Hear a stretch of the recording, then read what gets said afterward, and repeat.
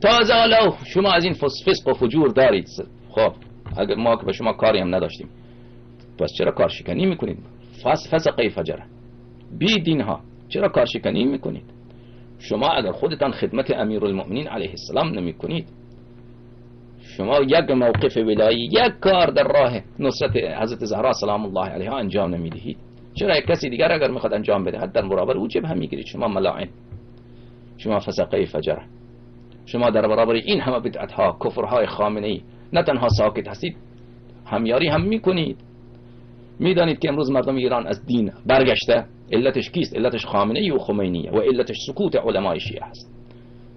خود خامنه ای در سخنرانی‌های خود مکرر متذکر می شود که اگر این نظام سقوط بکند بزرگترین لطمه را روحانیت می‌خورد. کاملا این درسته، کاملا این درسته، چون روحانیت آمده گدای در خامنه ای شده، چون روحانیت آمده مانند سگ دم میزنه بر دربار خامنه ای. به این خاطره، و الا اگر روحانیت حسابش را از نظام ایران جدا میکرد، خامنه ای سقوط بکنه نکنه، روحانیت و مرجعیت حوزه علمیه پابرجا میماند، چون حساب اینها جدا میشد. اما امروز اینطوری نیست.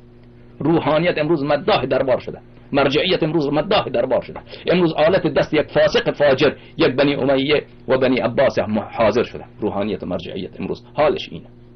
و مرکز اغلب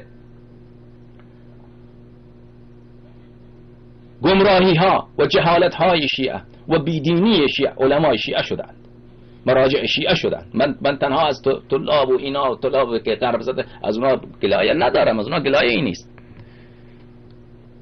علمای شیعه، علمای سنتی که خودشان را سنتی می‌دارن، در این مسئله خیلی مسئولیت دارن، خیلی زیاد مسئولیت دارن.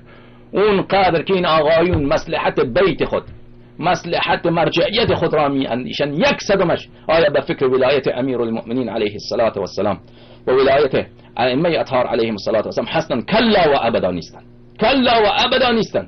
همه فکر و ذکر اینها مرجعیت خودشان، مصلحت بیت خودشان، که این چطور مقلدین بیشتر میشه، چطور وکلای ما بیشتر میشه، چطور خمس از فلان تجار چطور بکنیم، همش به این فکر و ذکر هستن اینا. فسقه فجره. خدا از شما بازخواست بکنه، خدا از شما بازخواست بکنه.